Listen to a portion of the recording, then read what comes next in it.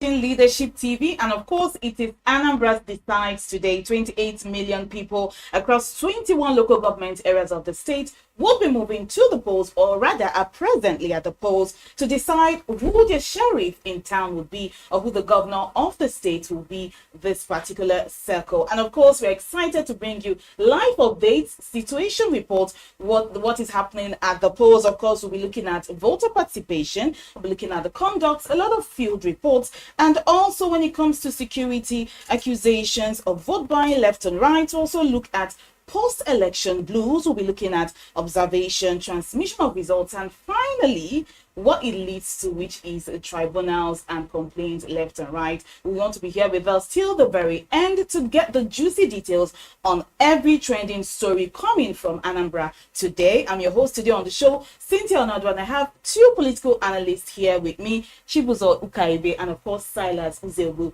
to analyze every report from Anambra State today. You do well to stay with us till the very end of the show. But let's start first with the participation level in the state. There have been a lot of talks of lackadaisical attitude, voter apathy, people going to open up their market stalls, people playing football on the street, even disrespect of the police rule, which is nobody should be on the road with cars, vehicular movement stuff. But it seems there's a kind of attitude going on in Anambra State. Chibuzo, what do you have to say about that? Thank you. It's good to be here.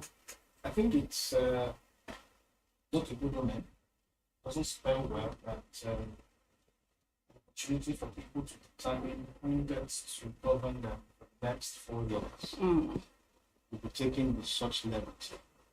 We would expect that citizens will come out and engage that process, a very critical and sensitive process.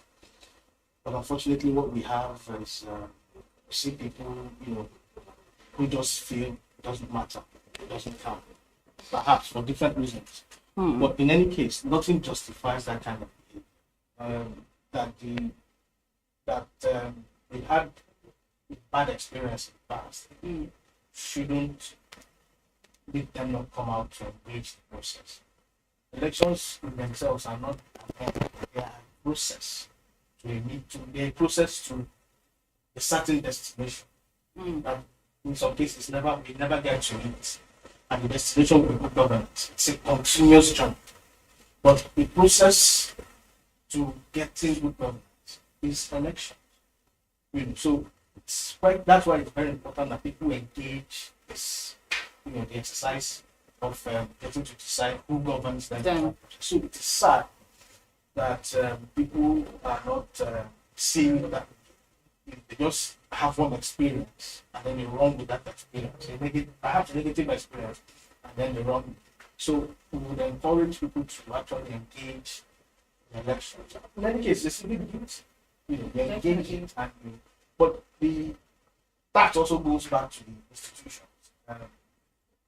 They should do all the time to ensure people trust them to come out to engage in the process. Because it's easy to blame the people, but it's also important that institutions do their job and ensure that the trust deficit is eradicated as much as possible. Okay, Silas, still looking at the participation, I know Chibuzo just talked about blaming the people and also having a bad history or bad past. Let's take it back to 2017 and also 2021. We know there were security issues in Anambra State, threats of violence. There was even the IPOP sit-at-home threats. Also, I know there were issues in Ihiala where there had to be a rerun November 9, 2021, rerun elections. So does this have something to do with what we are seeing today in Anambra State? This is 2025.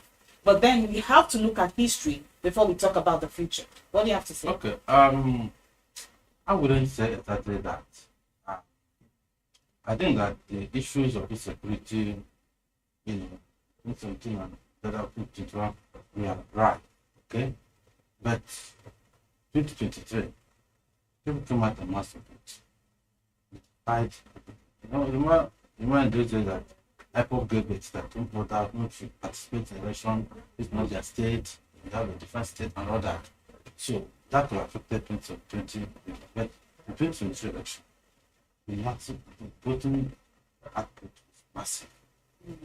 Now, if I'm facing any issues of voter party, it's because people were afraid that 2023 election was ripped off. And if you go around the streets, they tell you that the election is already foreclosed, that it's written ahead of the time. So the issue of fraud that was picked up ahead of 2023 was attached to tackle with the issue of glitch and all that. And you could see that in that 2023 election, the election that happened that was not presidential election, they came out clean, no complaints. We didn't even do quite good at the first ones. But immediately that this election happened, knowing that governor was a former governor, a lot of them took it back. So I think that that could have been part of both discussing this. Okay. And two, if governors are not delivering, the present government proposed to turn the state into a new Indonesia and Taiwan, all those Asian, right, Asian tigers and co. And when you look around, they do not quite see that. So that's part of it. You know, it's also a very commercial center. Definitely. Our people are more interested in private enterprise, survive and making money. And They kind of neglect the issues political of governance. Yeah, so they feel that this governance thing is it's another kind of business, political business. They don't feel So like they are part of the They process, don't feel so they don't they bother. don't feel like they're part of. They feel like this people doing their own business, where they're going to make money. And you can see that in Nigeria, the fastest way to for someone to become overnight rich to be a politician. So they feel how they can waste all their time. I'm not justifying what they're doing is correct. I'm just saying that this could play in their mind, but it's wrong. They need a lot of political education, both political practice and civil society to let them know that their position will decide what will happen to them in the near future and in the future, and even the current.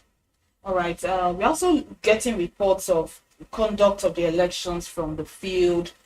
Issues of although there have been good news when it comes to the Vivas, that's the bimodal voting accreditation system, have been up to par right now. I can say up to 80%. But then accusations and counter accusations from the Labour Party camp, APC, ADC, and also Peter will be accusing, the whole election process of, vote buying, that there have been some issues of vote buying. They have noticed some situations where, party agents are colluding with individuals, giving some sort of something in return for another thing.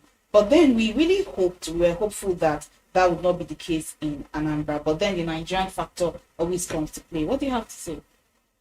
Well, that's another side. But first, let me also make mention of how this process has been. I think that is a very, very critical process. That we have barely had of any security, religious security incident. I think it's a loss. First for the people, for being orderly, and perhaps to the police and security for doing their job. Now, with regards to vote buying thing, it's become a phenomenon that probably worse. That's become almost like part of an electoral system. We shouldn't do it. Because we have been at this for decades now. And come in different forms. We've discussed this over and over again. Various forms of vote buying. But the time it was through gifts, and now I think politicians are becoming more daring, such that they bring out more cash, and we do it with all boldness and like a certain assurance that nothing's going To happen to them. And so I think that's where comes really, really concern, especially for security agencies who should, checking some of these things. I understand the FCC Are also present there right now in some polling units. not had many arrests yet. We expect that some arrests made at some point. But it's not just about which arrests you arrest, it's about who's on the order. Because we have arrests in the past. At the end of the day, they just penalize those who get caught. They never even got to the real person. So that is where the problem lies. But just have a few people carry to be, gather them together and take them to court and do some fun. And at the end of the day, that's where it ends. So we would really want to see the situation where the real sponsors of this vote buying process are prosecuted properly, and then it serves as a measure to ensure that this shouldn't happen. Because in the absence of punishment, things like this continue. So I think it's something that really has to engage the minds of all these stakeholders going forward. Because it behoves on us to address it. We will have a situation where politicians will be in office and all they think about it how to amass millions to buy votes. Definitely. But again, I think the voter too should be more circumspect and should be more should be held accountable to at some point. Like some would say, if there are no sellers, there are no buyers. Yes, that's where the issue of morality comes in. Definitely. You can't say this enough. We've been hammering at this for a very long time. Perhaps in a jocular way, some will say the asking price has to have increased from what used to be before. The past used to be 5,000 and now it go as far as 10, 20,000. And it tells you how terrible it has become. Because it will seem like the vote announced things, okay, let's wait for them after 4 years. When they come again, we'll increase what we are demanding. And then we take 20,000 for the whole of 4 years and we expect the person that eventually gets into office to when things.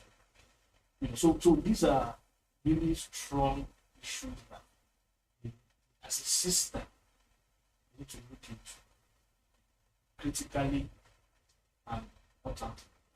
If not, it's only going to lead us in the direction that not. Okay, now hours into the voting process, looking at various polling units and how peaceful the entire process has been, giving kudos to the security agencies. I know that the new INEC chairman, Professor Joash Amupitan, gave his word and saying that this particular election would be as peaceful as possible. But then also, I don't know, while giving kudos to Professor Amupitan, I don't know whether we can do the same to the incumbent governor in the person of, Charles Soludo. I know throughout the campaign period, different candidates campaigning, going from one local government to another. We've not really seen that, situation of violence, maybe one party trying to fight the other party. We've not really, it has been peaceful so far in Anambra State when it comes to from the campaign and then up to today. Can we give kudos to, while giving kudos to the INEC chairman, can we say the same for Charles Soludo? Yes. Actually, it's interesting that the election has been as peaceful as it is through the campaign process. If you recall, the governors have different styles. Some are very, very autocratic, very repressive, and all that. And throughout that campaign, I didn't quite hear candidates complaining too much about not being allowed to campaign. Maybe they're not quite allowed to use government media and so on. But there was no such clashes of support. It could be that even their party to the election extended back even during the campaign. It could be, and it's always good to look for a way to encourage the police by praising them. But if nobody was supposed to make a trouble, the police would just be looking around. Now, what is going to police to do if there were no people making trouble? Was to find out, make sure that in all the polling units that this election, this vote buying is checked. Because the first thing that Professor Amupitan said, he was given a job, was that he will make sure that vote buying will not happen in Anambra State. And he doesn't have his own army. He was depending on the army, the police, the security agencies to enforce that. And so far, they are failed on that aspect. So, maybe by the time they do a post-election analysis, police will tell us possible what they did to discourage people from making trouble. But if people were generally just not bothered about studying themselves so much, now if you don't have any such talks around, what do I do to deploy your men to polling units to make sure that those who are voting vote peacefully and legitimately in the process, and make sure so that the other officials also do their job, because that's why they even call it vote trading, because that's a buyer and that's a seller, and for it to happen, even the other officials, those centers will need to also sit up, not just the security. Yes, but you can see that a general party told a general lack of responsibility in the matter. So I can say we can praise Soludo for maybe not being as person, but the way I am looking at it, that if you had also 60,000 policemen, security men, 45,000 from police, 10,000 from NCDC. I don't know how many they said deployed. I don't know how many the military deployed. Okay. No, I already told you that between police and NCDC, they have but that's quite a large number. Don't you think it's an exaggeration? Yes. We really have look at 55,000 security agents in Anambra right now. If you look at the travel leadership route yesterday, they questioned it. Who counts them? Is it just every election cycle the authorities in police use it as well to skim Nigeria off by putting figures and attaching figures to it? What is can we do a kind of audit to know whether these people were deployed and paid and that they were catered for in session? Nobody does that. They just give a figure and they say I deployed this. I mean, I was listening to one of the election observers. He said in this place where she was, there were a lot of open vote by. There was not just one policeman. No policeman cannot do anything such a gadget. We can't do much. But if you split this, I will not say 60,000 because between police and civil defense, we already have 55,000. Then other security agencies can make up another 5. If you spread this thing across the 5,000 and so polling units, what are you going to get? You're going to get at 5 policemen each place. So why? Huh? At the risk of I'll just prognosticate. I wouldn't want to know. I wouldn't want to hazard a guess as to what the operations really are. Yeah. Police. I would almost think that it's beyond the polling unit thing that they have to do. Other things they need to do. Other places they have to do. Anambra, for instance, has about 7 or 8 states bordering. So there's a kind of stretch and pull that might involve the security operatives and all those things. But the bigger concern for me is that it's really absurd that you have to have an election and have that number of security agents there. We should be looking at a situation where even they talk about people closing down their shops, like we're discussing closing your shops because of an election, it shouldn't be state election, or really shouldn't be people having to shut down, basically having to shut down and the economic state. Because an election, by now we should be talking about how we evolve away from that. That we push 55,000 security operatives, throw them into a state, just one election. To the outside world, it says, okay, something is wrong somewhere. Something is really fundamental. Look into it and know. Security structure of the state. Not just the state as an entity, but the country now.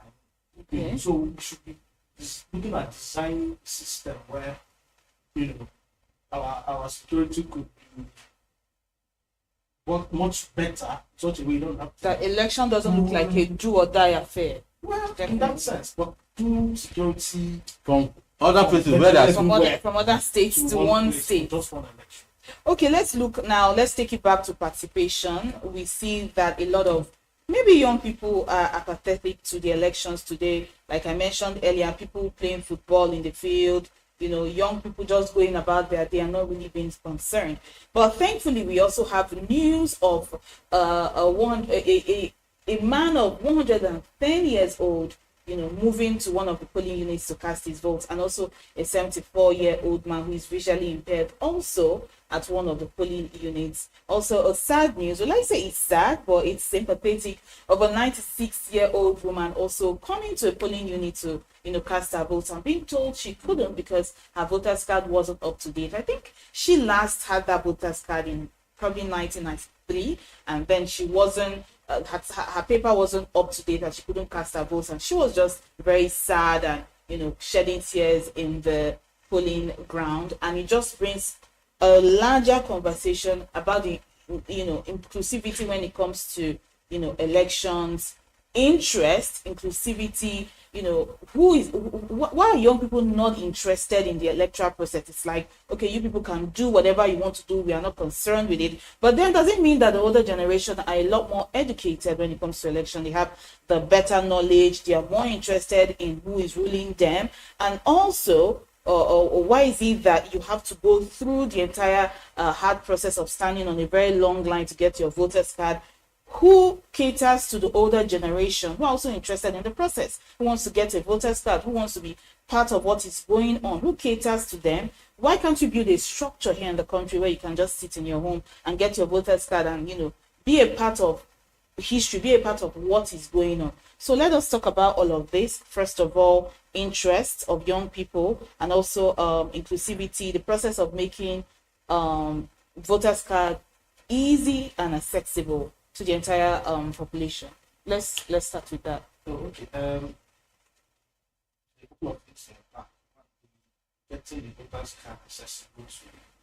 I think this conversation has been a whole lot of suggestions have been made as to how to make process far less cumbersome and less strenuous and readily available for voters. So we even said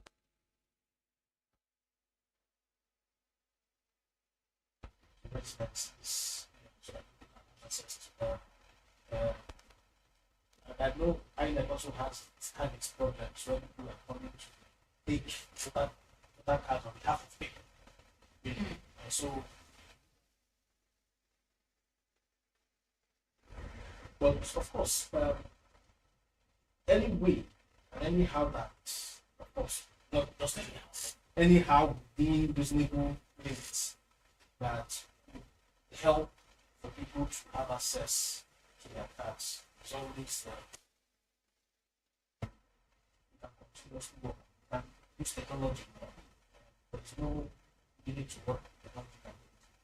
People are doing something. We should make the voter card thing more decentralized for a better work. You use any other card to vote. Because I think it's essentially about how to identify yourself and really prove that you are safe now when you get to the and so maybe also involve that, like, how do we make it such that if you just have a number